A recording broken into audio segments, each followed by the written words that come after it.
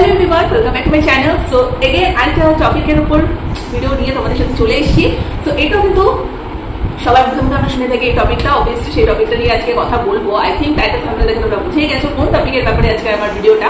তো তোমরা কিন্তু অবশ্যই আমাকে জানিও যে এভরিডে যে আমি তোমাদের জন্য মোটিভেটেড এই ভিডিওগুলো শেয়ার করছি, তোমাদের কত উপকার হচ্ছে, তোমাদের কেমন লাগছে। তোমাদের যদি কোনো কোয়ারিজ থাকে অবভিয়াসলি কমেন্ট বক্সে আমার ওপেন আছে, সেখানে তুমি তোমাদের প্রবলেমগুলো লিখতে পারো। আমি সেগুলোর উপর বেস করে কিন্তু অবভিয়াসলি চেষ্টা করবো ভিডিও বানিয়ে দেওয়ার, এবং নিচে থেকে আমি তো টপিকগুলো নিয়ে তোমাদের সাথে শেয়ার করছি। সো তোমরা সাথে থাকার পুরো ভিডিওটা কিন্তু পছন্দ করতে থাকো, আর ভিডিও ভালো লাগলে করবে লাইক কমেন্ট শেয়ার সাবস্ক্রাইব, চ্যানেলটাকে তাড়াতাড়ি করে 50টা অন্তত করে দাও, একটু এসে লাইভে তোমাদের সাথে একটু গল্প টল্প করি, কি বলছো? তো চলো আজকে টপিক কিন্তু স্টার্ট করা যাক। আজকের টপিকটা কি বলবো, মানে এটা ভীষণ কমন একটা টপিক, সবাই আমরা কথায় কথায় বলেই থাকি কম বেশি যে ভালো মানুষের জীবনে এত কষ্ট কেন। হ্যাঁ, অবভিয়াসলি এটার উপরে একটা ভিডিও আমার চ্যানেলে চলে এসেছে, যেটা আমি শ্রীকৃষ্ণদেবের বাণী অনুযায়ী ভিডিওটা বানিয়েছিলাম। এবারে আজকের টপিকটা আমি একটা স্টোরি শেয়ার করে এই বিষয়টাকে একটু বুঝিয়ে দেওয়ার চেষ্টা করবো তোমাদের সাথে।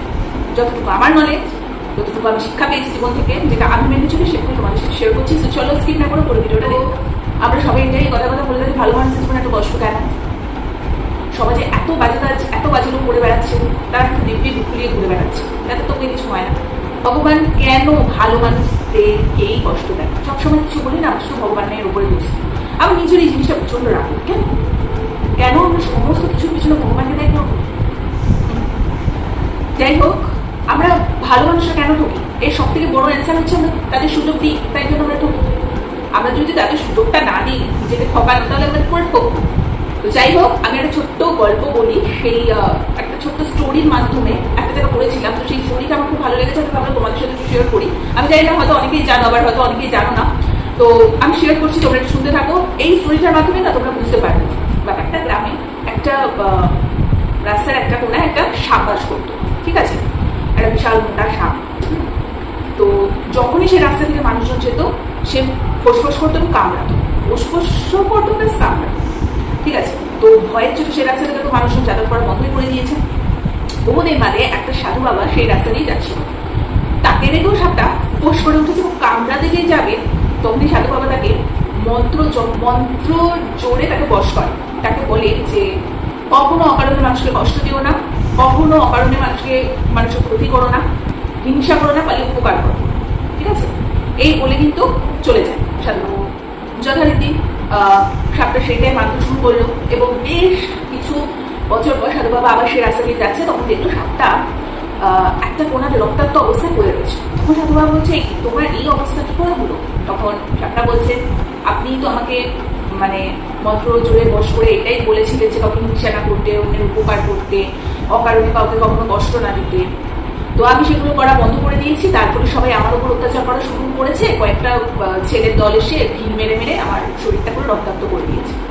তখন সাধু বাবা বলছে, সাধু বাবা বলছে, আমি তোমাকে অকারণে হিংসা করতে বারণ করেছি, অকারণে কারোর ক্ষতি করতে না করেছি, কিন্তু তোমার আত্মরক্ষা করতে তো আমি কখনো না করিনি।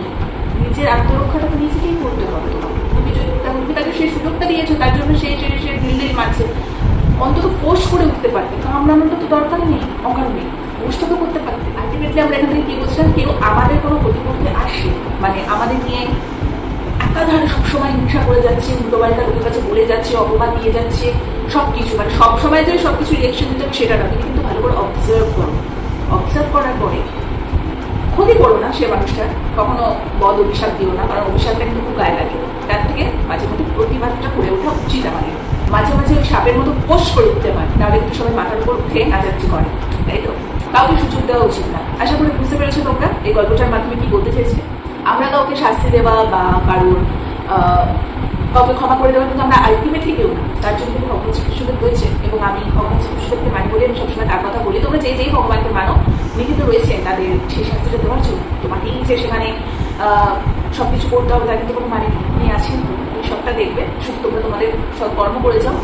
কিন্তু অবশ্যই তাই বলে একগাল বাড়িয়ে দিও না চর খাওয়ার জন্য, মাঝে সাঝে ফুস করে ওঠো প্রতিবাদের জন্য, না হলে কিন্তু সবাই মাথার উপর উঠে নাচানাচি করবে, সাপটার মতো শরীর কিন্তু রক্তাক্ত করে দেবে। সো আমরা সেই সুযোগ দিই বলেই আমরা কষ্ট পাই, তাই না? তো যাই হোক, আজকে ব্যাপারটা তোমাদের কেমন লাগলো অবশ্যই জানিও। যদি ভালো লেগে থাকলে লাইক শেয়ার সাবস্ক্রাইব করে দিও। তোমরা আমার পাশে আছো, থ্যাংক ইউ সো মাচ। আমার আরেকটা চ্যানেল আছে, ডেইলি লাইফস্টাইল ব্লগিং চ্যানেল, তোমার এখানে ডেসক্রিপশন বক্সে লিঙ্ক দেওয়া রয়েছে, পারলে সেই চ্যানেলটাকে সাবস্ক্রাইব করে দিও। আমার পাশে থাকো, যত তাড়াতাড়ি সম্ভব এই চ্যানেলটাকে প্লিজ একটু আগে নিজেকে হেল্প করো, তোমরা তোমাদের প্রবলেমগুলো আমার সাথে শেয়ার করতে পারো। আমার খুব ভালো লাগে এই মোটিভেশনাল চ্যানেলটাকে এসে নতুন নতুন ভিডিওগুলো বানাতে। বিকজ সত্যি কথা বলতে আমি নিজে ভীষণ পজিটিভ, ঈশ্বর আমার সেভাবে সৃষ্টি করেছেন এবং আমি চাই আমার মধ্যে যে পজিটিভিটিগুলো আছে সেটা আমার কাছে মানুষের সাথে স্প্রেড